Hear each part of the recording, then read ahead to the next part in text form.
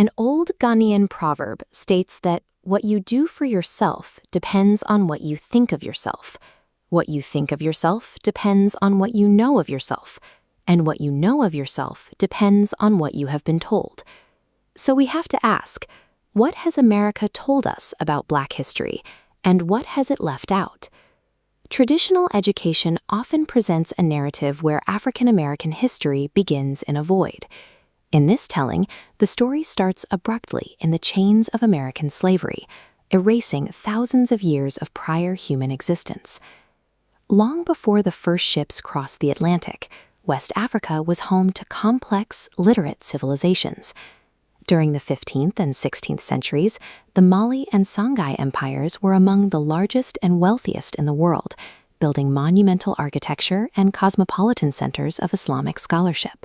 The transatlantic slave trade functioned as a highly organized, four-century industrial operation designed to sever people from their kinship networks, their religions, and their languages.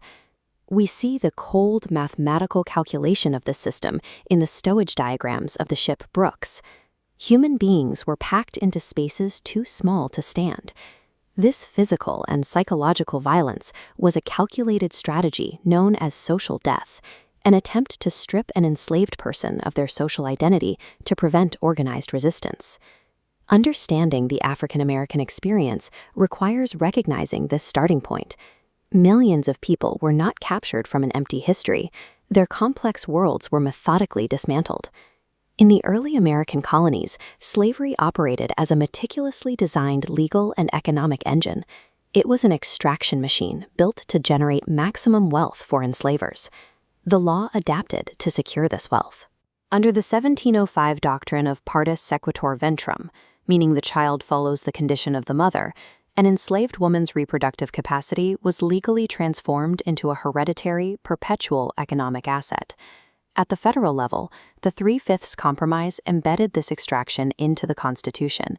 It granted slaveholding states disproportionate political dominance in Congress, while legally denying basic humanity and political rights to the enslaved people they claimed as property. In response to this absolute physical and psychological domination, enslaved people engaged in continuous acts of world building. They preserved cultural practices in secret, maintained family bonds against the threat of sale, and embedded coded tactical communication directly into religious spirituals. This quiet resistance frequently scaled into direct confrontation. Thousands fled through the complex routes of the Underground Railroad, while others organized armed uprisings to seize their freedom by force. The history of American slavery is deeply intertwined with the history of Black world building. Under a system designed to destroy them, enslaved people actively refused to be erased. Following the Civil War, the Reconstruction era brought a rapid exercise of democratic power.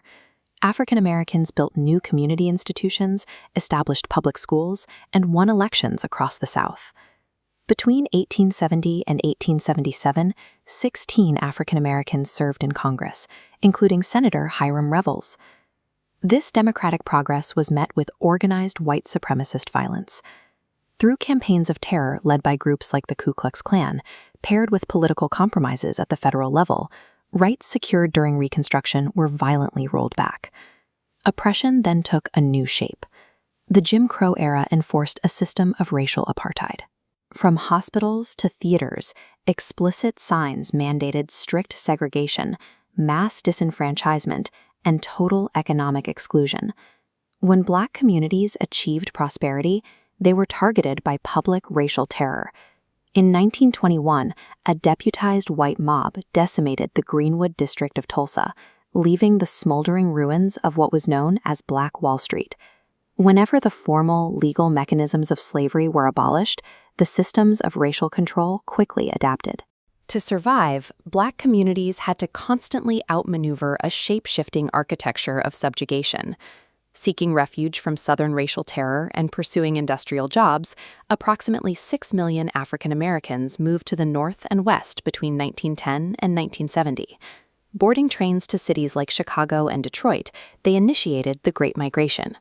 This demographic shift transformed northern cities, establishing dense urban neighborhoods filled with bustling storefronts, diverse businesses, and a massive concentration of new community life. It also created the conditions for the Harlem Renaissance. Writers, musicians, and artists produced a wave of cultural expression that redefined Black identity and insisted on full human dignity on the global stage. During this era, intellectual leaders provided new frameworks to understand the Black psychological experience. Among them was W.E.B. Du Bois, who introduced the critical concept of double consciousness. Double consciousness describes the cognitive burden of navigating a racist society, the experience of seeing yourself through the eyes of a culture that devalues you, while simultaneously holding on to your own internal dignity and self-worth. Despite carrying this dual burden and facing systemic exclusion, Black Americans created the foundational elements of modern American culture, from the complex musical structures of jazz and blues to the rich culinary traditions of soul food. They built deep cultural roots. What the world widely consumes as American culture is largely the creation of African Americans, who forged lasting artistic institutions out of the exact environments designed to contain them. The organizing power cultivated in the Black church and urban communities provided the backbone for mass mobilization in the 1950s and 60s. The sheer scale of events like the 1963 March on Washington demonstrated the massive organizational reach and strategic success of the civil rights movement. As legislative victories failed to fix urban poverty and police violence, the focus shifted toward the Black Power movement. Activists distributed Black Panther newspapers and demanded community defense, political militancy, and economic self-determination. The challenges these organizers fought against remain highly visible in contemporary America. Present-day disparities in health, housing, and income reflect the cumulative weight of inherited systems. Looking at this chart of median family wealth, we see the modern racial wealth gap. The median white family holds over $188,000, while the median Black family holds roughly $24,000. This eightfold disparity is the mathematical result of centuries of cumulative policy, from uncompensated slave labor to 20th century housing redlining. These historical policies extend into the present through the legacy of the war on drugs and mass incarceration. Disproportionate sentencing acts as a modern mechanism of racial control, systematically stripping wealth and opportunity from Black families across multiple generations. In response to this ongoing systemic violence, modern activists march with raised fists. These contemporary movements are the latest organized response to inequality, continuing an unbroken lineage of civil rights organizing.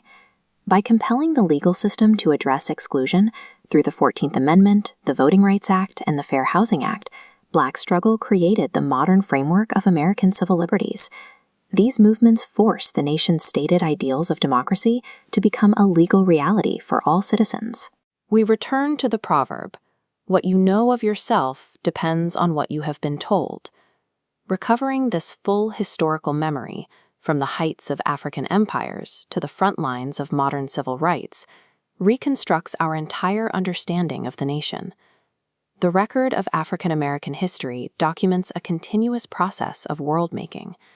Understanding what was taken, what survived, and what was built under impossible conditions clarifies the true potential of the nation's future.